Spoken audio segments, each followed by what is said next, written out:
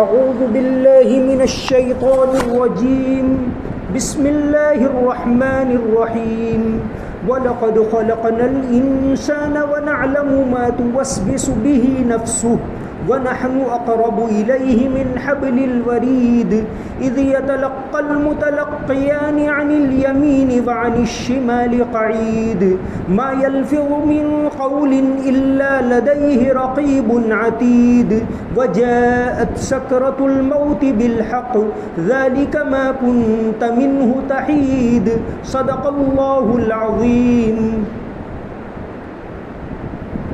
حقیقت یہ ہے کہ ہم نے انسان کو پیدا کیا ہے اور اس کے دل میں جو خیالات آتے ہیں ان تک سے ہم خوب واقف ہیں۔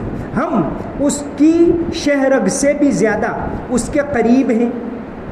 اس وقت بھی جب اعمال کو لکھنے والے دو فرشتے لکھ رہے ہوتے ہیں، ایک دائیں جانب دوسرا بائیں جانب بیٹھا ہوتا ہے، انسان کوئی لفظ زبان سے نکال نہیں پاتا مگر اس پر ایک نگراں مقرر ہوتا ہے، ہر وقت لکھنے کے لیے تیار۔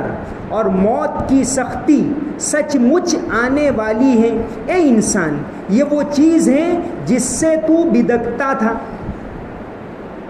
اس صورت کے اندر موت، مرنے کے بعد کی زندگی اور قیامت کے برحق ہونے کی باتیں، اس کے دلائل اللہ تبارک و تعالیٰ نے بتائے ہیں۔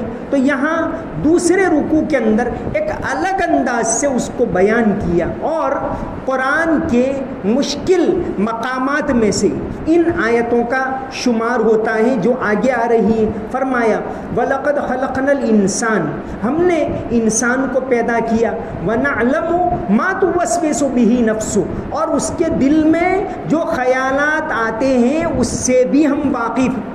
صرف یہ نہیں کہ اللہ تبارک و تعالیٰ اعمال کو جانتے، وہ خیال جو دل میں گزرتے، جو پاس والے انسان کو بھی پتہ نہیں چلتا کہ یہ کیا سوچ رہا ہے، لیکن اللہ تبارک و تعالیٰ اس کو بھی جانتے ہیں۔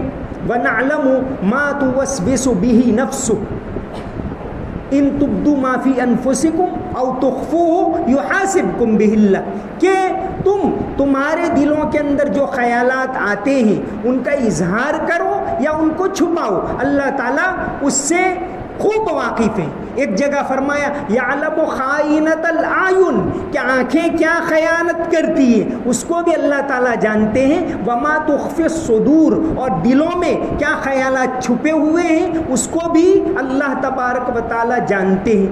تو فرمایا وَنَعْلَمُ مَا تُوَسْوِسُ بِهِ نَفْسُهُ، جب یہ مشین اللہ نے بنایا تو اس سے سب سے زیادہ واقف اللہ تعالیٰ ہے۔ آگے فرمایا وَنَحْنُ أَقْرَبُ إِلَيْهِ مِنْ حَبْلِ الْوَرِيدِ، ہم انسان کی شہ رگ سے بھی زیادہ اس سے قریب ہیں۔ یہ ایک جو رگ ہوتی ہے خون کی اہم رگ، شہ رگ جس کو کہتے ہیں، انگلش میں اس کو جوگولر وین کہتے ہیں یا نیک وین کہتے ہیں، جس کے اندر سے خون ایک بھاری مقدار میں بہتا ہے۔ اگر وہ رگ کٹ جائے تو مر جائے۔ جیسے جانور کو ذبح کرتے، جانور کے گلے کے اندر 4 بڑی رگیں ہوتی ہیں، چاہے وہ بڑا جانور ہو یا چھوٹا یا مرغی۔ انسانوں کے اندر بھی یہی ہوتا ہے۔ تو جب ذبح کرتے ہیں تو ایک تو اس کو بسم اللہ پڑھ کر ذبح کرنا ہوتا ہے، بسم اللہ اللہ اکبر، اللہ کا نام لیے بغیر جو جانور ذبح کریں وہ حلال نہیں، اللہ کا نام لینا۔ دوسرا یہ کہ یہ 4 رگیں، ان میں سے کم 3 رگوں کو کاٹنا ہے۔ پوری گردن بھی جدا کرنا نہیں، وہ مکروہ ہے۔ اگر گردن جدا کر تو جانور تو حلال ہوگا، لیکن صحیح طریقہ یہ ہے کہ پوری گردن جدا کرنی نہیں ہوتی، 4 میں سے کوئی 3 رگیں کٹ جانی چاہیے، اور تینوں رگیں کم سے کم آدھی سے زیادہ کٹے۔ پوری کٹ جائے تو اچھا، پوری نہیں کٹتی تو آدھی سے زیادہ کٹنی چاہیے، تو وہ جانور حلال ہوگا۔ تو یہ ایک رگ ہوتی ہے۔ تو اللہ تعالیٰ نے فرمایا وَنَحْنُ أَقْرَبُ إِلَيْهِ مِنْ حَبْلِ الْوَرِيدِ، کہ ہم اس کی شہ رگ سے بھی زیادہ اس سے قریب ہیں۔ اللہ تعالیٰ کا ٹھکانہ کہاں ہے انسان اس کو سمجھ نہیں سکتا۔ اللہ تعالیٰ کہاں ہے؟ بہت سی چیزیں انسان کی سمجھ سے باہر ہیں، بہت ساری چیز انسان کے اندر خود ایسی چیزیں جو انسان سمجھ نہیں پاتا، جیسے نیند۔ کہ بھئی نیند کا کوئی بٹن نہیں کہ سوئچ آف اور سوئچ آن ہو جائے. کب نیند آتی ہے, کب کھلتی ہے, یہ کیوں, نیند کیا ہے؟ سائنس والے آج تک اس کو سمجھ نہیں سکے. سائنس والوں نے بہت زیادہ تحقیق کر ڈالی, لیکن نیند کیا چیز ہے, کب انسان کی سوئچ آف ہوتی ہے, کب دماغ سوئچ آن ہوتا ہے, اس کو کیوں یہ ہو رہا ہے, اس کو سائنس والے آج تک سمجھ نہیں پائے. بلکہ اللہ تبارک و تعالیٰ نے یہ نیند ایک طرف تو اس لیے رکھی ہے کہ انسان تازہ دم ہو جائے. آدمی کتنا ہی پریشان ہو, کتنے ہی اس کو ٹینشن ہو, ایک مرتبہ وہ سو جائے پھر اٹھے تو ایک دم تازہ دم ہو کر انسان اٹھتا ہے. تو اللہ تعالیٰ نے فرمایا کہ نیند ہے وہ اللہ کی قدرت کی نشانی. آدمی سوتا ہے تو فرمایا دعا پڑھ, اللہم بسمک اموت و احیا, اے اللہ میں تیرے نام سے مرتا ہوں اور تیرے نام سے جیتا ہوں. حالانکہ وہ مر نہیں رہا, وہ تو سو رہا ہے, چند گھنٹوں کے بعد پھر اٹھنے والا ہے, لیکن اس کو اس بہانے کا موت کو یاد رکھ. جس طرح ایک دن تو یہ اس طرح سوتا ہے, ایک دن ہمیشہ کے لیے سو جائے گا. تو سوئے تو بھی یہ دعا پڑھو, اٹھیں تو الحمدللہ الذی احیانا بعد ما اماتنا. تمام تعریفیں اس اللہ کے لیے ہیں جس نے ہم کو مرنے کے بعد دوسری زندگی دی. حالانکہ وہ مرا نہیں, سویا تھا, اٹھا, لیکن اس بہانے انسان موت کو یاد رکھے. نبی کریم صلی اللہ علیہ وسلم موت کو کثرت سے یاد کیا کرتے تھے, اللہم بارک لی فی الموت وفیما بعد الموت. تو یہ ایک آیت ہے قرآن کی مشکل آیتوں میں سے, وَنَحْنُ أَقْرَبُ إِلَيْهِ مِنْ حَبْلِ الْوَرِيدِ, کہ ہم انسان کے اس کی شہرگ سے بھی زیادہ قریب ہیں. کہ شہرگ دل سے کتنی قریب ہوتی ہے, اس سے بھی بہت زیادہ قریب ہیں. علامہ شبیر عثمانی رحمۃ اللہ علیہ ایک بہت بڑے مفسر گزرے ہیں, انہوں نے اس آیت کے تحت ایک فارسی کا شعر لکھا ہے, جانیہا در جسم او در جانیہا, کہ جان جسم میں, ایک مثال دے کر انسان کو سمجھانے کی کوشش کی. جانیہا در جسم او در جانیہا, کہ جان انسان کے جسم میں ہے. اب جان کہاں ہے پتہ چلتا ہے؟ نہیں چلتا. جان ہے لیکن کہاں ہے, جان کسے کہتے ہیں آج تک کوئی سمجھ نہیں پایا کہ جان کیا چیز, انسان کیوں زندہ ہے اور کیوں مر جاتا ہے, کیسے جان نکل جاتی, کوئی سمجھ نہیں پایا. بھئی جان ہے کیا؟ سائنس والے سب سمجھ سکے جسم کے بارے میں, یہ ٹیمپریچر ہے, یہ خون کی رفتار اتنی ہے, یہ کم ہوتا ہے, یہ زیادہ ہوتا ہے, یہ ہو رہا ہے, آپ کے اندر شوگر کم ہے, آپ کے اندر آپ کو تھائیروئڈ وغیرہ سب سمجھتے ہیں, لیکن جان کہاں, جان کسے کہتے آج تک کوئی سمجھ نہیں پایا. تو اللہ تعالیٰ کی ذات بھی اسی طرح ہے کہ وہ کہاں ہے. ہم کو تو اس آیت کو ماننا ہے کہ اللہ تعالیٰ بہت زیادہ قریب ہے. اب قریب کس طرح, ایک تو حقیقت میں موجود ہو وہ بھی قریب ہوتا ہے, اور ایک علم کے لحاظ سے قریب, کہ اللہ تبارک و تعالیٰ کا علم ساری چیزوں کو گھیرے ہوئے, کوئی بھی چیز اس کے علم سے باہر نہیں. یہ دونوں باتیں, ایک یہ کہ اللہ تعالیٰ واقعی سب جگہ ہے لیکن ہمیں نظر نہیں آتی, دوسرا یہ کہ اللہ ہے یعنی اس کا علم ہے. دونوں باتیں علماء نے کہی ہیں. بس ہم تو یہی کہیں گے کہ قرآن کریم کے اندر جو باتیں ہیں وہ برحق ہیں, اللہ نے فرمایا وہ سچ ہیں, ہماری سمجھ سے باہر ہیں.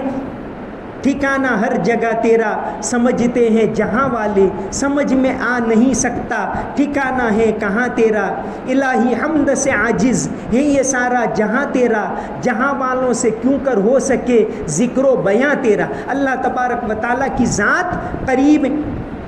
اس سلسلے میں ایک حدیث ہے, اور وہ حدیث اگرچہ محدثین نے اس میں کلام کیا ہے لیکن صوفیہ اس حدیث کو بہت زیادہ لیتے ہیں. اور مکتوبات امام ربانی کے اندر امام ربانی نے جو خط لکھا ہے عبد الرحیم خان خانہ کو, اکبر کے 9 رتنوں میں سے ایک تھا عبد الرحیم خان خانہ, بڑا جانکار تھا, بڑا شاعر بھی تھا, اردو کا بہت بڑا ماہر شاعر تھا.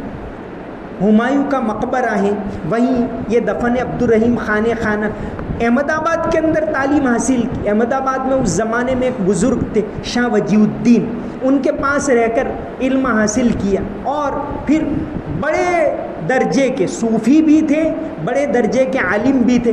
تو عبدالرحیم خان خانہ کو جو امام ربانی مجدد الفسانی نے خط لکھا ہے، مکتوبات امام ربانی میں 70 نمبر کا یہ خط ہے. امام ربانی کے جو خطوط ہیں اس میں سے 11 خط عبدالرحیم خان خانہ کے نام ہیں. تو ایک خط کے اندر وہ حدیث انہوں نے لکھی ہے 17 نمبر کے خط میں کہ لا یسعنی ارضی ولا سمائی ولیکن یسعنی قلب عبد المومن، کہ میں نہ تو آسمان میں سما سکتا ہوں نہ میں زمین میں سما سکتا ہوں، لیکن میں مومن کے دل میں سما جاتا ہوں. یہ حدیث ہے اور اس کے اوپر محدثین نے تو بہت کلام کیا ہے. صوفیاء نے اللہ تعالیٰ کی قربت کے سلسلے میں اس حدیث کو بیان کیا ہے. تو امام ربانی نے اس پر تفصیل لکھی ہے کہ اللہ تبارک و تعالیٰ کتنے زیادہ قریب ہیں.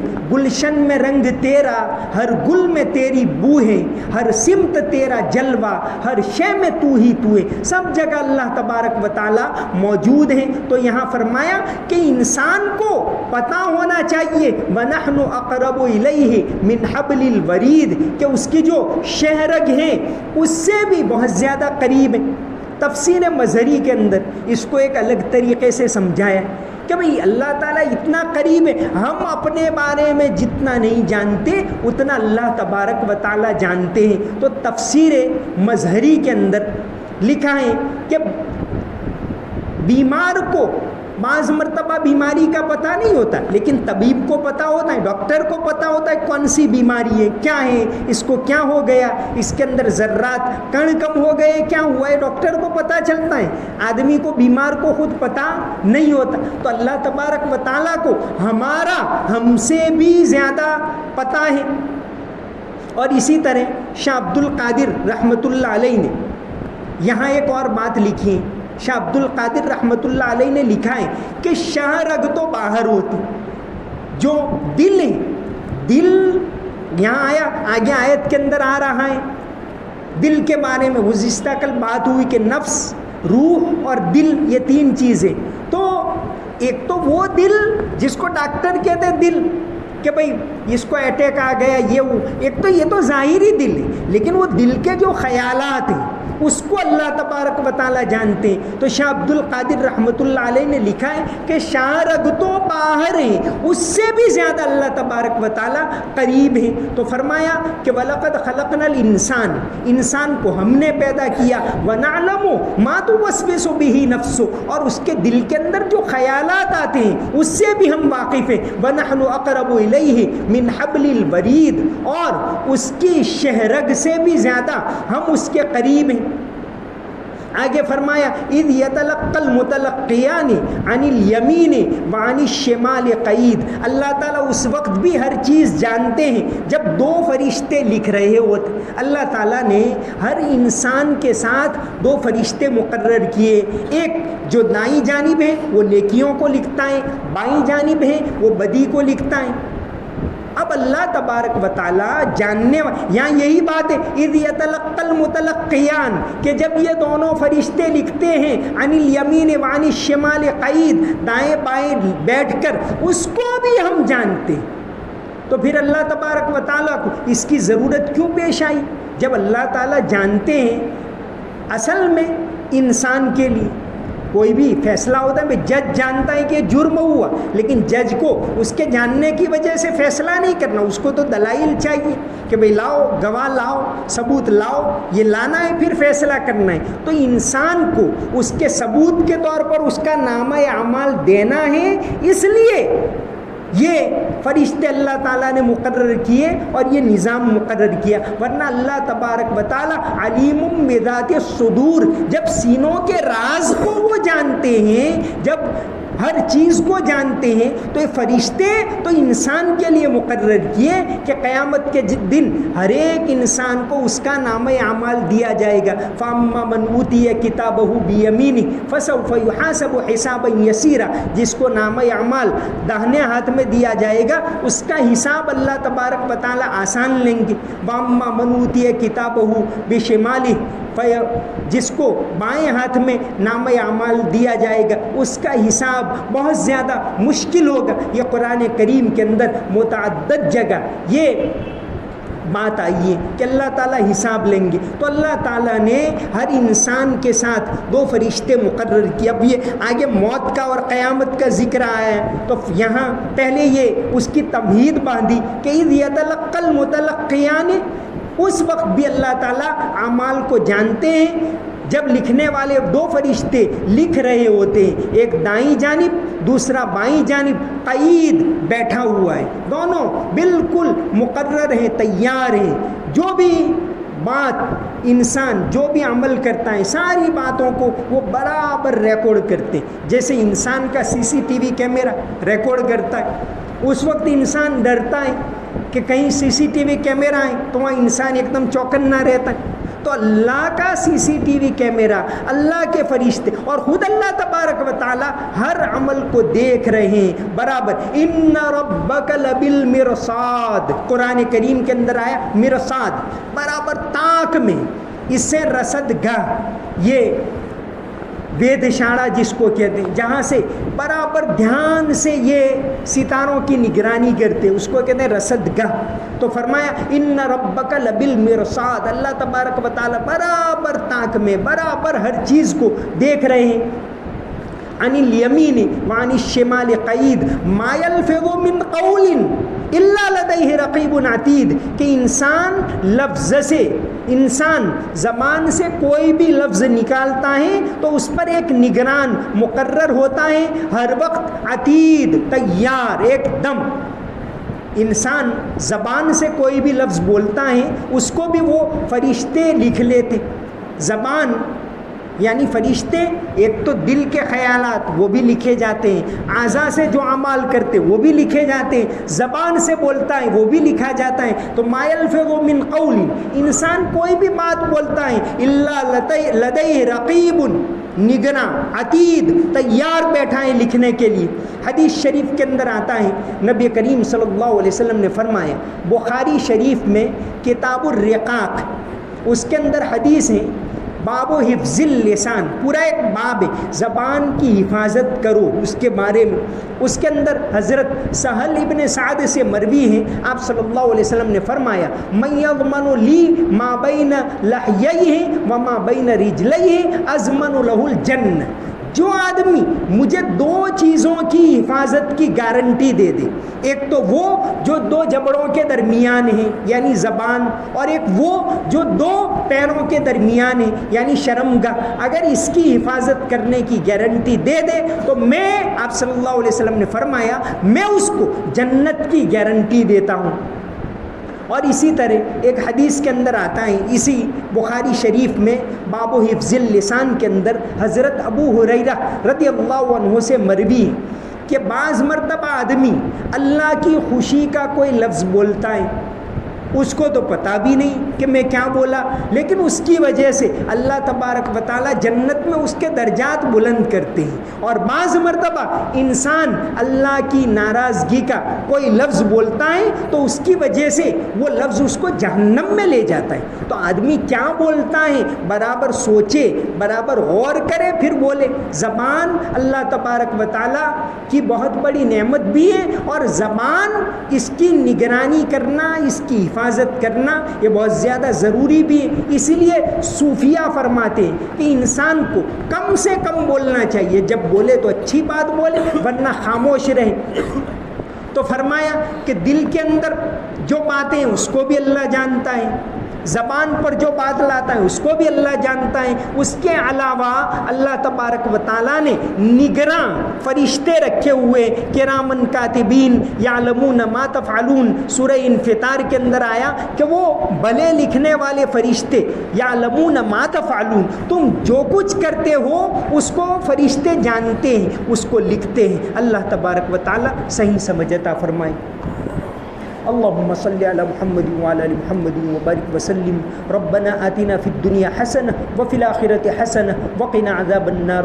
رب اغفر وارحم وتجاوز عما تعلم انك انت العز الاکرم. یا اللہ ہمارے گناہوں کو معاف فرما، یا اللہ ہماری تمام کوتاہیوں کو معاف فرما، یا اللہ قبر کے عذاب سے حفاظت فرما، جہنم کے عذاب سے حفاظت فرما، یا اللہ جنت والے اعمال کرنے کی ہم سب کو توفیق عطا فرما، زبان کی حفاظت کرنے کی توفیق عطا فرما، دل کے خیالات کی حفاظت کرنے کی توفیق عطا فرما، جو بھی عمل کریں صحیح نیت سے کرنے کی توفیق عطا فرما، ہر طرح سے تیری مدد کو شامل حال فرما، ہر طرح کی بیماریوں سے حفاظت فرما، جسمانی بیماریوں سے حفاظت فرما، روحانی بیماریوں سے حفاظت فرما. یا اللہ جب تک ہم دنیا میں رہیں اسلام کے اوپر رہیں، اور جب موت آئے تو ایمان کے ساتھ موت آئے، ایسے ہم تمام کو توفیق عطا فرما. روزوں کو قبول فرما، تراویح کو قبول فرما، تلاوت کو قبول فرما. یا اللہ تیرے ذکر کرنے کو قبول فرما، دعاؤں کو قبول فرما،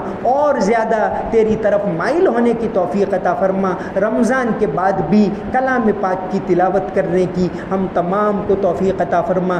رمضان کے بعد بھی تیرا ذکر کرنے کی توفیق عطا فرما. ملک کے اندر امن و امان پیدا فرما، عافیت پیدا فرما. یا اللہ عافیت پیدا فرما، محبت کے ماحول کو سازگار فرما، نفرت کے ماحول کو ختم فرما. تمام مسجدوں کی، مدرسوں کی، اوقاف کی حفاظت فرما، ہر لحاظ سے حفاظت فرما. اللہم صلی علی محمد وعلی ال محمد وبارک وسلم برحمتک یا ارحم الراحمین.